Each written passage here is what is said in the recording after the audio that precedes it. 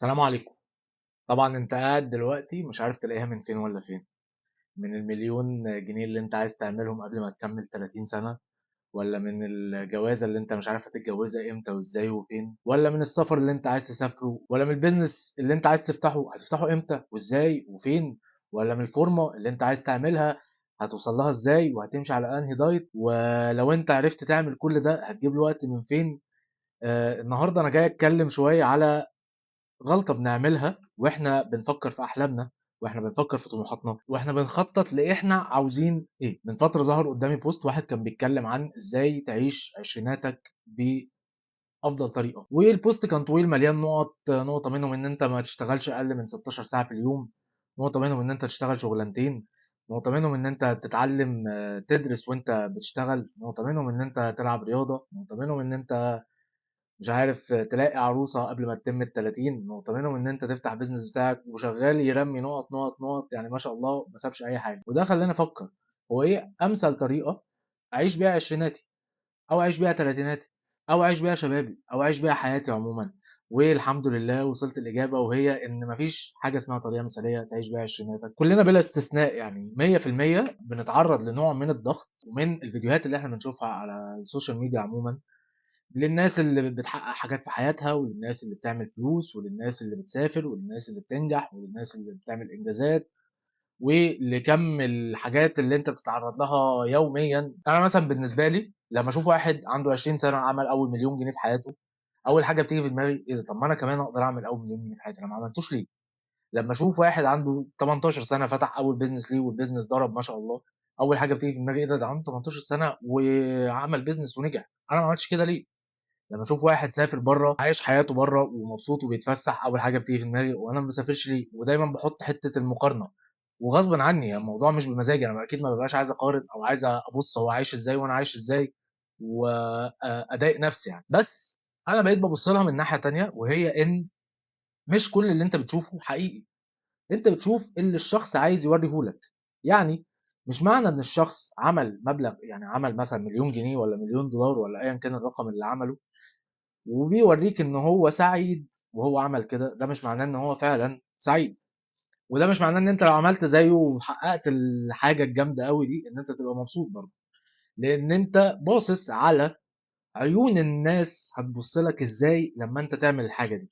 يعني أنت بُص على نظرة الناس ليك وأنت معاك مليون دولار، أنت بُص على نظرة الناس ليك وأنت عامل فورمة، أنت بُص على نظرة الناس ليك وأنت راكب عربية إيه، أيًا كان المادة اللي الناس هتبُص لك وهي معاك، المادة دي عاملة إزاي، بتورّيهم إيه، أنت عايز تشوف النظرة دي في عيون الناس، أنت مستني الvalidation ييجي لك من حد، مش عارف تدّي الvalidation لنفسك. وده معناه إن أنت أيًا كان الهدف اللي أنت حاطّه في حياتك، لو الهدف ده ما عندكش سبب حقيقي عايز تحققه عشانه، وصولك ليه ده مش هيعني أي حاجة، بالعكس أنت ممكن اللي هو تفضل تحقق في حاجات أنت شايف الناس بتعملها، وتلاقي نفسك بتكتئب أكتر. وحياتك بتسوء أكتر، مع إن أنت بتعمل فلوس، مع إن أنت بتوسّع دايرة معارفك، مع إن أنت بتتشهر، بس عمّال تحقق الحاجات اللي الناس قالت لك اعملها، لكن أنت من جواك كنت عاوز إيه؟ أنت مش عارف، وأنت ما دوّرتش جواك.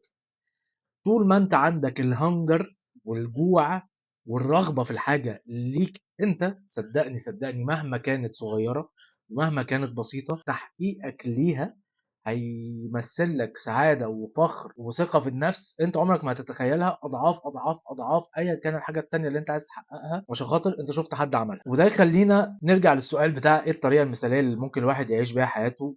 هو ما فيش frame، أنت مش مُجبر تتحرّك في الframe اللي المجتمع حاطّه لك أو اللي الناس حاطّينه لك، فكسرك للframe ده هو بداية رحلتك الحقيقية مع نفسك أنت عايز توصل لفين، لأن كل واحد فينا ليه طريقه، وكل واحد فينا ليه ظروفه، وكل واحد فينا ليه قصته، كل واحد فينا ليه شخصيته، كل واحد فينا ليه إمكانياته، وكل واحد فينا طبعًا ليه قدره اللي ربنا كاتبه له.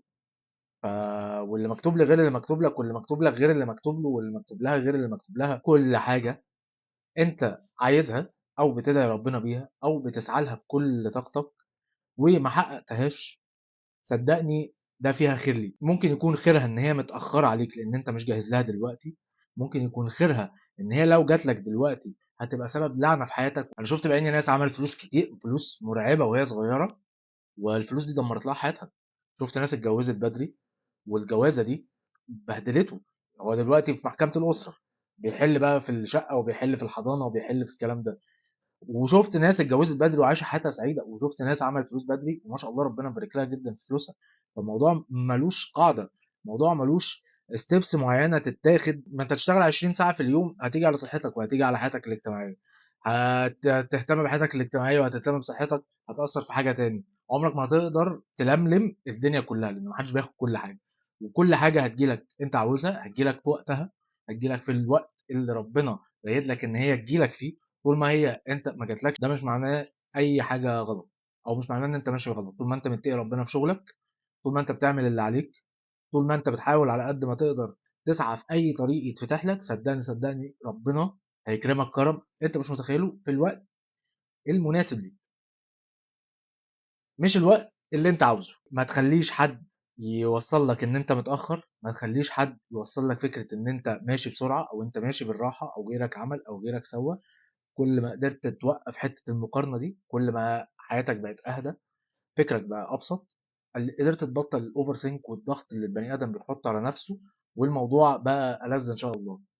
عايز أسمع رأيكم في الكومنتات على الضغط اللي بيحصل من الحاجات اللي بنشوفها على السوشيال ميديا وإزاي تقدروا تتعاملوا معاها. والسلام عليكم ورحمة الله وبركاته.